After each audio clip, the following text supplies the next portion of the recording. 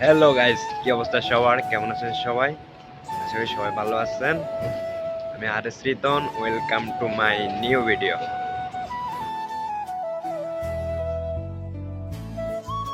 Hello guys, Saudi Arab my first video.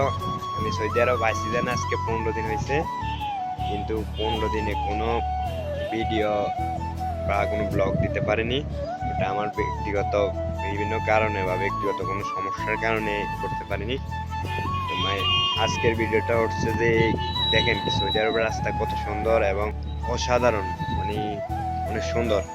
R Saudi আরবের মসজিদ কিরকম, আমি আজকের ভিডিওতে এটাই দেখাবো যে কিরকম রাস্তাঘাট। দেখেন কি সুন্দর রাস্তা, কি সুন্দর। এটা হচ্ছে একটা মসজিদ, মসজিদের দিকে। আর রাস্তায় দেখেন সিম্পল ভাবে, এটা আবার আপনারা ভাববেন না যে এটা জ্যাম, এটা জ্যাম না। সামনে একটা সিগন্যাল দেওয়া হয়েছে, ওই সিগন্যাল অনুযায়ী আর কি গাড়ি যাইতেছে। সিগন্যাল ওই যে হয়েছে আর কি, সিগন্যালের কারণে গাড়ি যাইতেছে, এই কারণে একটু গাড়ি দাঁড়ায় আছে এই জায়গায়। সিগন্যাল ছাড়লে আবার গাড়ি যাইবে। আর একটা ইন্টারেস্টিং বিষয় দেখবেন, এই দেখেন এই লোকটা যাইতেছে কিন্তু গাড়ি আইতেছে, গাড়ি অটোমেটিক গাড়ি দাঁড়াইছে, ও যাওয়া পর্যন্ত গাড়ি যাবে না। দেখেন ও লোকটা গেছে, তারপর গাড়ি গেছে।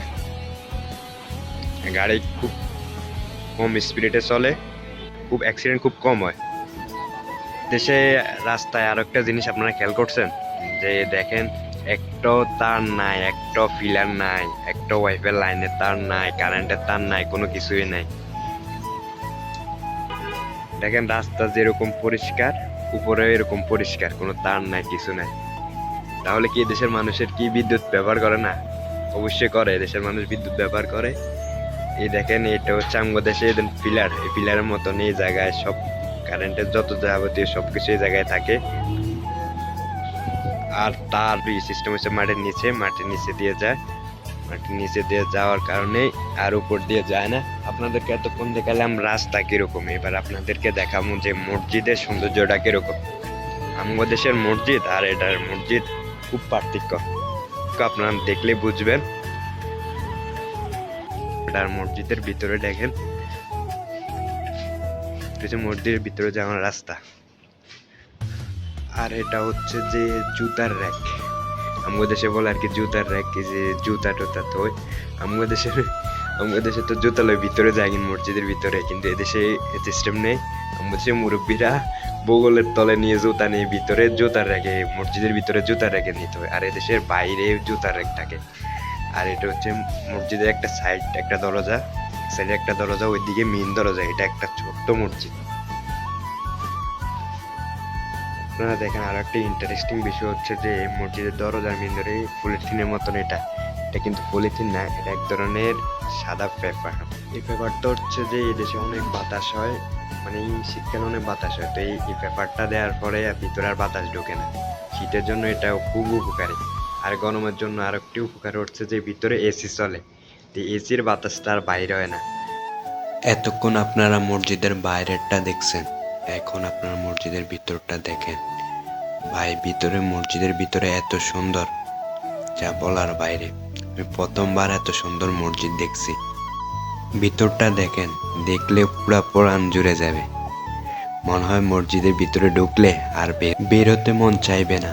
দেখেন কি সুন্দর, এরকম মসজিদের ভিতরে এরকম সুন্দর দেখলে আর এত সুন্দর জায়গায় এসে বসলে বাইরেতে তো আর মন চায় না। দেখেন এই দেশে মসজিদের ভিতরে মুসল্লিরা এসে যেন পানি খেতে পারে সেই ব্যবস্থাও আছে।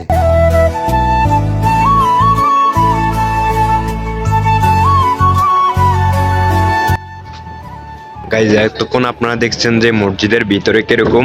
এখন আপনারা যে মসজিদটা দেখেছেন এটা হচ্ছে একটা ছোট মসজিদ। ওই মসজিদে কিন্তু জুমার নামাজ হয় না, ওটা কিন্তু অনেক বড় একটা মসজিদ, যে মসজিদে জুমার নামাজ হয়। ওই মসজিদটা আমাদের বাসা থেকে অনেকটা দূরে, তাই আমি হাঁটতে হাঁটতে চলে এসলাম বড় মসজিদের পাশে। ওই দেখা যায় আর কি, বড় মসজিদটা এখান থেকে বেশি দূর না, তারে আর কি আমি আপনাদেরকে আজকে ওই বড় মসজিদটা দেখাবো বাইরে থেকে। দেখি ভিতরে ঢুকতে পারে কিনা। বড় মসজিদের ভিতরে অনেক সুন্দর, কিন্তু বড় মসজিদের ভিতরে ঢুকার জন্য আমার 2 সপ্তাহ পরে আমি ঢুকতে পেরেছি আর কি। কারণ এর আগে 2 সপ্তাহ আমি বারের মুসল্লি হিসাবে নামাজ পড়তে হয়েছে। ওই কারণ একটাই, মুসল্লির সংখ্যা বেশি, অনেক মানুষ। মানে প্রথম যেদিন আসছিলাম ওই দিন শুক্রবার আসছিলাম আর কি। শুক্রবার আসছি তো বুঝিনি কিছু, কয়টা বাজে নামাজ বা কিছু আসু বিষয়, এসে দেখে নামাজ দাঁড়াই গেছে। তাড়াতাড়ি করে বারে নামাজ পড়তে হয়েছে। পরে শুক্রবার আমি এসে বারে নামাজ পড়তে হয়েছে এই জায়গায়, এই জায়গায় নামাজ পড়তে হয়েছে। তারপর নিজের থেকে একটা জিদ তৈরি হলো যে আমি কি প্রতিদিন বারের নামাজ পড়বো। তারপর ভাবছি যে সামনের শুক্রবারে আমি আরো আগে যাবো। এদেশে কিন্তু জুমার নামাজ হয় 11:30টায়। ওই দিন আমি মনে হয় 10:45 না 50-এর দিকে এসেছি। এসে দেখি হায় আল্লাহ, মসজিদ পুরা পড়ে গেছে। মসজিদের প্রায় 8-10 কাতার পরে জায়গা পাইছি। ওরে কিছুক্ষণ পরে দেখি পুরা মসজিদ মুসল্লি আর মুসল্লি, পুরো মসজিদের ফুটে গেছে। তারপর নামাজ শেষ করলাম আর কি। নামাজ শেষ করে যখন মুসল্লিরা সবাই এক এক করে যেন ভাড়া একসাথে, মানে দেখতে অন্যরকম। ওই ভিডিওটা যদি আমার কাছে ড্রোন থাকতো তাহলে আপনাদেরকে ড্রোন করে দেখাইতাম। লাগে যখন মুসল্লিরা ভাড়ায় তখন দেখতে খুব সুন্দর লাগে। দেখেন মসজিদের একটা দরজা,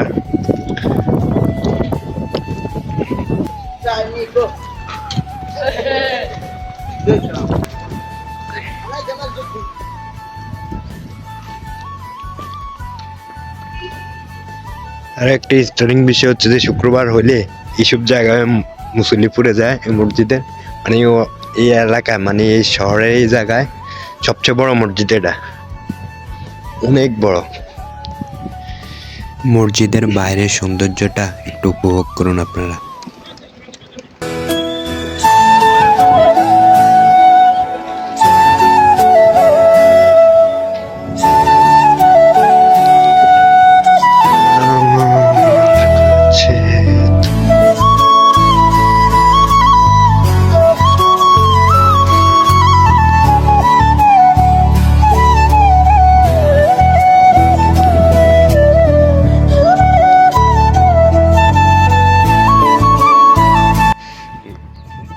গাইজ, আরো একটা ইন্টারেস্টিং বিষয়, এই দেশে অতিরিক্ত ঠান্ডা পড়তেছে, বাতাস। এই দেখেন ঠান্ডা, হাত পুরা ঠান্ডা হয়ে গেছে।